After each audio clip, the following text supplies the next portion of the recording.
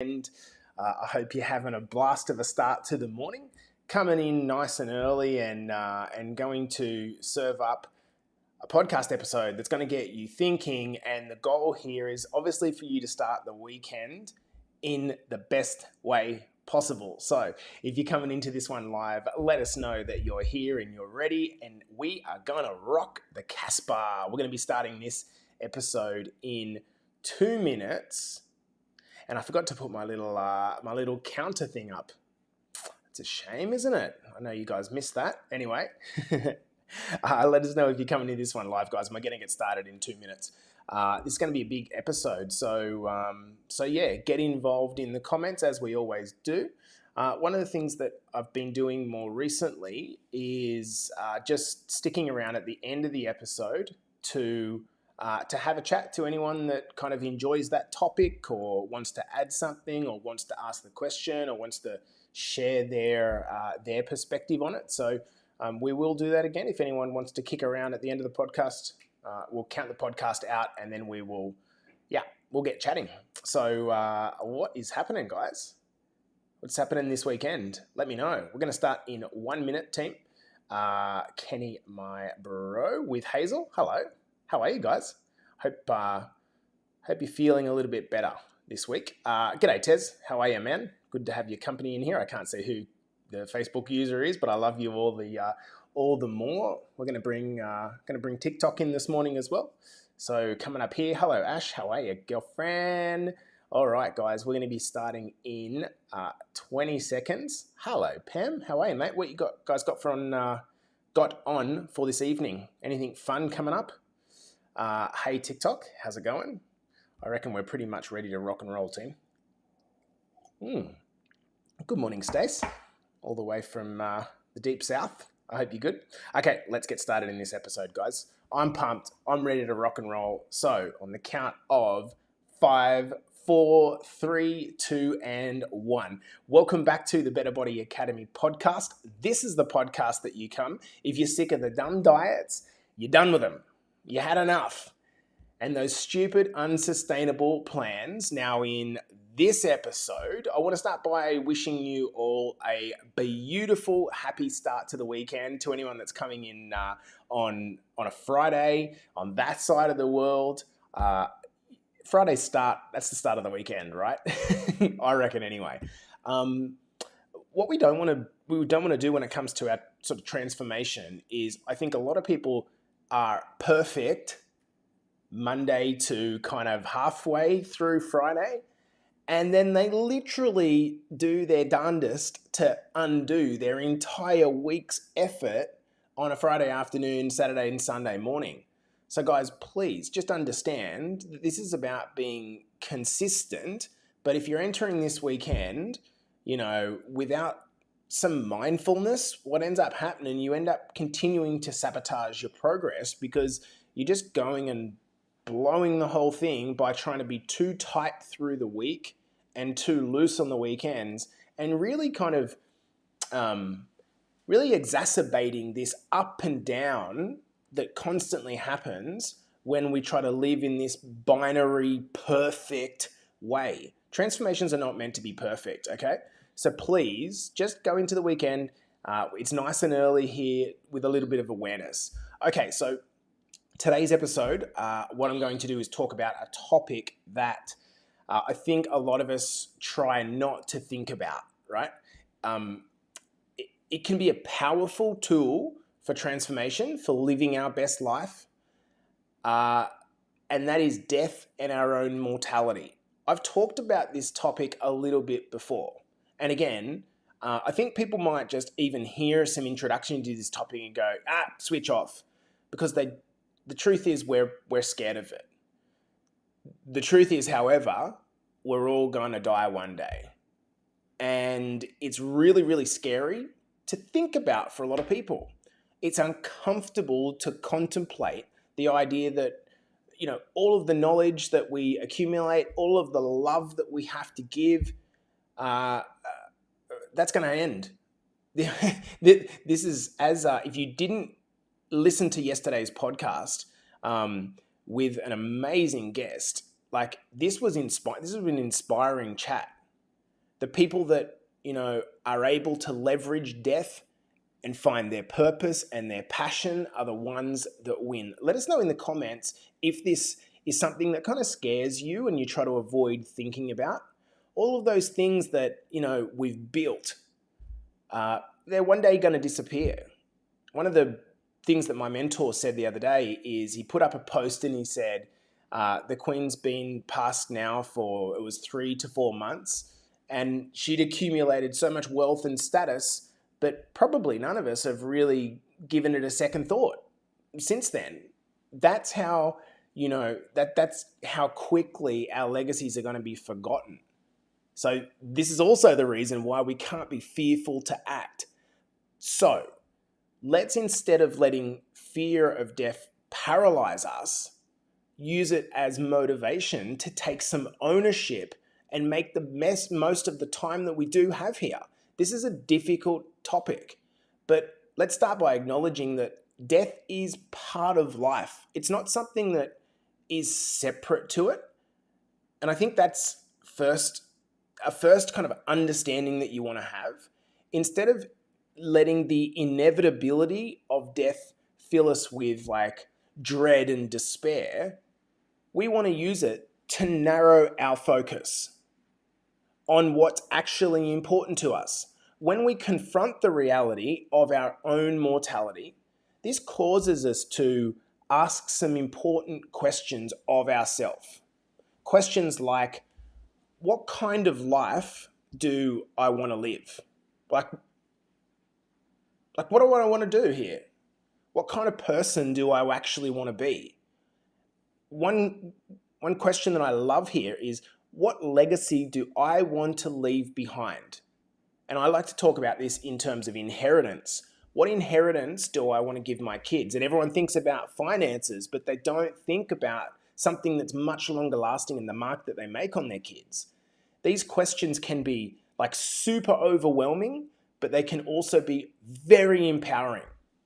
When we take ownership over our lives and make conscious decisions about how we want to live, as Tony said yesterday, acting out of purposefulness and being intentional, we're no longer just drifting through life day to day, hoping for the best and feeling like we don't have any control. We're actively shaping our destiny and our future. Does this make sense? So how do we leverage our own mortality to live our best life? Like, if you are in agreement with the concept that we're trying to talk about here, how do we actually do it? Like, what practical can we do? I think actually the first thing that we need to do is acknowledge and embrace the fact that life is actually really short. It's really short. And we've got to decide whether we want to be wrapped in fear and live comfortably, or we want to make the most of the time that we have here. It's really easy to get caught up in the day-to-day busyness of life. Like, there's not a single person that's listening to these episodes and they've got oodles of time. I've never met a person that's kind of like, yeah, I've got like lots of time available. We're caught in the busyness, and when we're caught in the busyness, we lose sight often of what actually matters. We might spend hours kind of scrolling without intention on Facebook or Instagram or TikTok and watching TV without intention. The truth is, time is our most precious freaking resource, and we're not going to get that back. One of the important areas I think that we've got to learn to take control of, if we want to set the platform for a remarkable life, is our health. I just don't know, if I look at the people that I'm inspired by and want to be like, there's just actually no one for me that is not healthy as the baseline template. Now, I'm not saying that person doesn't exist, but for me, the template, the start point is health. We only have this one body. Some of us, what we do is we like really care about our house. Like, We take insurance over our house, and we take insurance over our investment properties, and we make them look pretty, and we take pride from the way that we decorate the interior of our houses, so that when people come over and look at our house and share our lovely space with us, we feel good about the way our house looks. To me, losing weight, getting in shape, both mentally and physically, taking control of our health is exactly the same thing, only that this house is far more important than the one that you're decorating in the future for the physical world. For example, let's say that you've been stuck with your weight for years. You've tried a dozen different diets. Nothing seems to work. And I know a lot of us are in that exact feeling, that exact realm. Nothing seems to work. And it feels like you're almost like a victim of your own circumstances, right? You think that you're just genetically predisposed to being overweight. But the truth is, you have the power to change your situation. You have the power. By taking ownership over your health, setting goals, making a plan, getting a coach, hanging around the right people, not only are you increasing your chances of living longer, but you're taking ownership. And taking ownership is going to help you feel more in control. I don't know about you guys, but for me, I feel worse or most out of alignment when I feel like things are happening to me, as opposed to me being able to change the inputs, change what I'm doing, and therefore change the outcome. Does that make sense? So secondly, how do we leverage this? We need to take responsibility. We need to take responsibility. And I think that a lot of us, what we do is we take responsibility for the good stuff. We'll get an award, we'll get a promotion at work, we'll make some money, whatever the good stuff is. But then for the stuff that's not as good, it's easier to blame other people for our circumstances. Does that sound like a weird kind of dichotomy? Like having your cake and eating it too? When we take ownership over our lives, for everything that happens to us, not just the good stuff, we are no longer victims of circumstance. We're active participants in our life, taking action over the future. Now, I'm going to give you a kind of difficult example to talk about. When you're struggling with anxiety or depression or some level of mental illness, it's easy to feel like you are completely at the mercy of your own mind. Absolutely it is. I don't have control of this. I'm at the mercy of my mind. But what you can do is take responsibility for seeking counseling and developing coping strategies to manage your own symptoms, to take ownership over your mental health. Does this make sense? Now, if that involves medication, if that involves, therapy, great. You're taking ownership. You're not saying, I don't have any control over this. You're not just waiting for the anxiety or the depression to kind of go away on its own. You're actively seeking solutions. One of the things that came out of yesterday's podcast is just having that willingness to get up and try again and keep pushing forward. That's the key. You're taking responsibility for your well-being.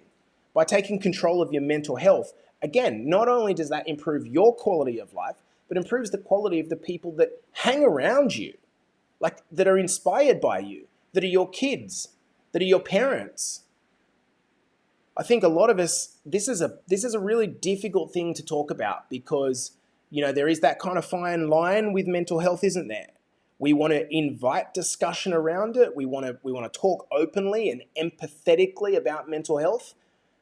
But we also don't want to sit in a bad mental health position all of our life. For the people that we know in our life that struggle with mental health issues, we want to be able to help them get out of that.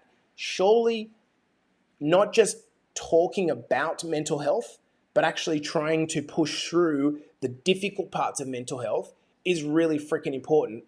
Getting yourself unstuck. And I think what a lot of us do is, and this is really natural in humans, is we create a victimhood around the things that we are struggling with. And then when someone tries to help us, or we consider the possibilities of being anything but that thing, we're actually scared to let go of it. Does this make sense? We're scared to let go of the depression because I've been so connected to this depression for so long. The depression is almost my crutch. It's almost comfortable. It's my thing that it's my identity that I've known myself from. And this is a really difficult thing to break. But you can break it if you stay persistent. Third, and this is the final point, we need to remember that, we're not alone. Whilst we face this inevitability of death, by connecting to others and building meaningful relationships, asking for help and support, rather than, wallowing for years at a time, we find strength in our shared humanity. Does this make sense? Now, as we get older, it's probably a lot more difficult to connect with people who you want to connect with, right? Because you've got more responsibilities. You're at work, or you're running a business, or you've got kids, and it just feels like you're going round and round in circles and there's no time left for yourself. Like, I totally get that. So how do you possibly leverage help, connect with the community? What can you actually do? There was a nugget in yesterday's episode again, which I've referred to a lot during this episode, and that is, when you meet someone, you have a conversation, and there's a sense of love or connection there, even if you've just met them. You know that inner pull that you feel that wants to ask, you're a man and you want to ask another guy for his number? I don't know about you, I get that every time. Or ask him for his Facebook so that you can connect future. That's a moment, that's a decision that you have right there and then to make a connection.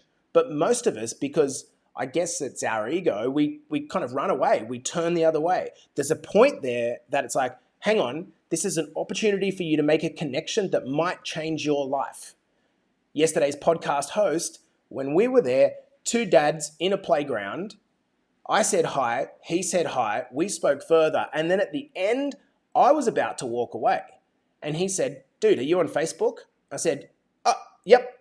And so there you go. All of a sudden, we're connected. He's on the podcast. We've got shared interests. And maybe at some point we might do business together.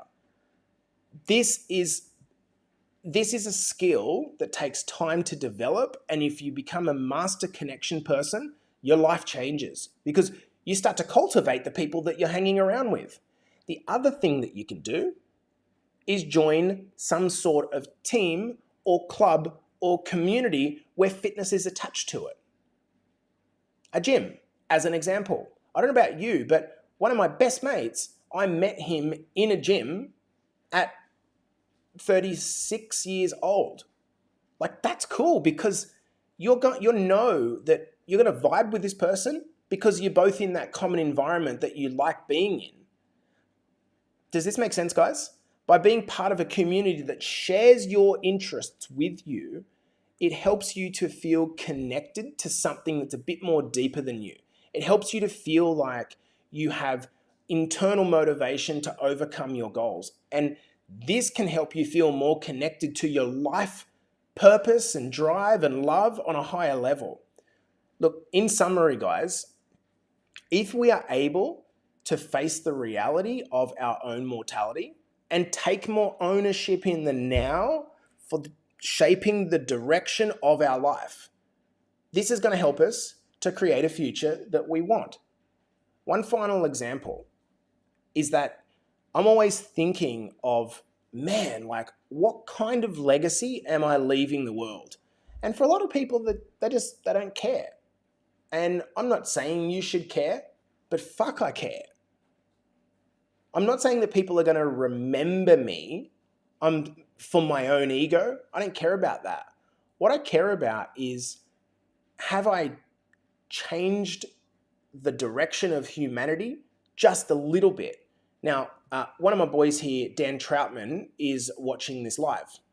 Dan, as an example, I think by your transformation, You've changed now because of your transformation and what you're doing with young kids to cultivate self-belief and health and fitness in their life. You're creating a legacy, dude. Maybe the day you die a year later, no one will speak your name again. But the message or the change that you created echoes on into the future. By creating something that lasts long after you've gone, you have a lasting impact on the world. To me, that's like fucking the coolest thing that something can